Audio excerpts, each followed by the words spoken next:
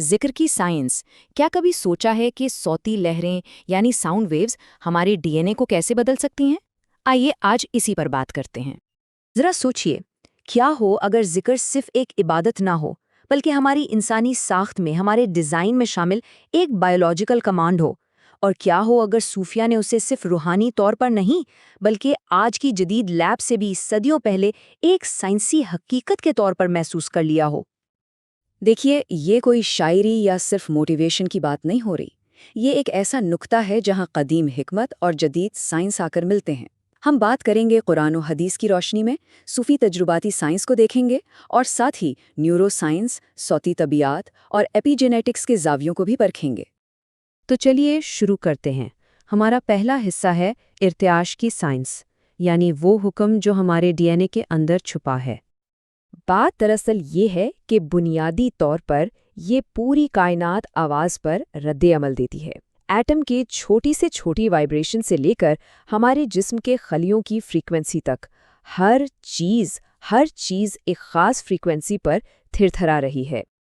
اور یہاں بات اور بھی دلچسپ ہو جاتی ہے۔ ہمارا ڈی این اے کوئی پتھر کی لکیر نہیں ہے، یہ جامد نہیں ہے۔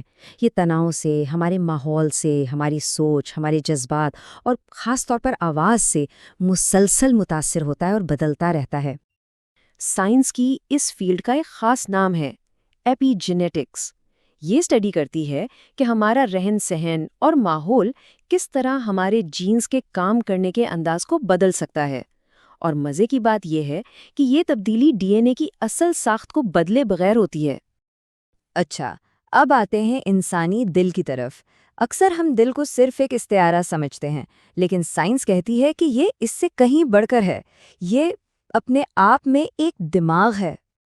قدیم صحیفوں میں یہ دعویٰ ملتا ہے کہ ذکر سے دل کی کیفیت بدل جاتی ہے، جیسا کہ قرآن میں ہے، خبردار اللہ کے ذکر سے ہی دلوں کو سکون ملتا ہے۔ یہاں غور کرنے کی بات یہ ہے کہ یہ نہیں کہا گیا کہ سمجھو یا تجزیہ کرو، بلکہ یہ کہ ذکر بذات خود دل کی حالت کو بدل دیتا ہے۔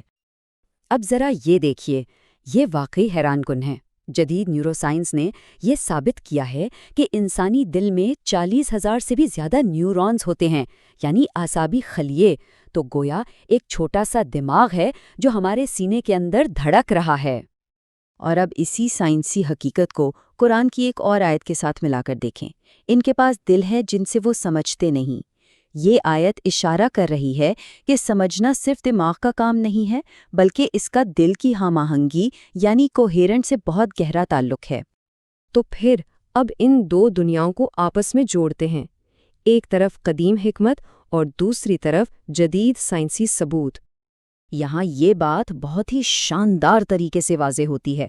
ذرا صوفی بزرگوں کی زبان کا موازنہ جدید نیورو سائنس کی اصطلاحات سے کریں۔ امام غزالی کہتے ہیں، ذکر دل کو پالش کرتا ہے۔ آج کی سائنس اسی چیز کو نیورل اور کارڈیک کوہرنس کہتی ہے، یعنی اعصابی اور قلبی ہم آہنگی۔ بات تو ایک ہی ہے، بس زبان کا فرق ہے۔ اور اسی خیال کو ایک بہت ہی طاقتور حدیث سے مزید تقویت ملتی ہے۔ فرمایا گیا کہ اپنے رب کو یاد کرنے والے اور نہ کرنے والے کی مثال زندہ اور مردہ جیسی ہے۔ تو یہ صرف کوئی روحانی استعارہ نہیں، بلکہ ایک حقیقی فزیولوجیکل یعنی جسمانی حالت کا بیان ہے۔ تو اب سوال یہ پیدا ہوتا ہے کہ ہم ذکر کو دیکھتے کیسے ہیں؟ کیا یہ صرف ایک پرانی روایت ہے جسے ہم دہراتے ہیں، یا یہ ایک فعال، ایک ایکٹیو ٹیکنالوجی ہے؟ یہ ایک اہم نقطہ ہے۔ اگر ذکر واقعی ہمارے اعصابی نظام کو بدل سکتا ہے، ہمارے جذبات کو قابو میں لا سکتا ہے اور ہمیں اندر سے شفا دے سکتا ہے، تو پھر ہم اسے ایک جدید ٹیکنالوجی کی طرح کیوں نہیں دیکھتے؟ اسے صرف ایک پرانی روایت کیوں سمجھا جاتا ہے؟ لیکن اکثر لوگ اس کے فوائد محسوس کیوں نہیں کر پاتے؟ وجہ یہ ہے کہ وہ اس عمل میں جلدی کرتے ہیں۔ دماغ کہیں اور ہوتا ہے، دل کہیں اور۔ اسے صرف گنتی کا ایک عمل سمجھا جاتا ہے، ٹیوننگ کا نہیں۔ حالانکہ اصل کام تو اپنے آپ کو ایک خاص فریکوینسی پر ٹیون کرنا ہے۔ یہاں اپنی سوچ کو بدلنے کی ضرورت ہے۔ ذکر کا مطلب اللہ سے بات کرنا نہیں، بلکہ اللہ کے نام کو اپنے وجود سے گزرنے دینا ہے۔ اسے اپنے ذریعے بولنے کی اجازت دینا ہے، تاکہ ہمارے اندر وہ فریکوینسی الائنمنٹ پیدا ہو سکے۔ चलें, अब थियरी बहुत हो गई, अब बात करते हैं प्रैक्टिस की। एक 21 दिन का तजुर्बा, ताकि इन तमाम बातों को खुद आजमा कर देखा जा सके। ये एक बहुत सादा सूफी तरीका है। पहला काम, सुकून से बैठकर अपना दायां हाथ सीने पर रख लें। फिर नाक से आहिस्ता आहिस्ता सांस अंदर लें। तीसरा कदम, सांस बाहर निकालते वक्त बहुत नरमी से लेकिन बाआवाज अल्लाह कहें। और आखिर में इस अमल को रोज़ाना सिर्फ 11 मिनट 21 दिन तक दोहराना है। और इस तजुर्बे के दौरान इन तब्दीलियों पर नज़र रखें। क्या जज्बाती तौर पर ज़्यादा इस्तेहकाम महसूस हो रहा है? नींद का म्यार बेहतर हुआ?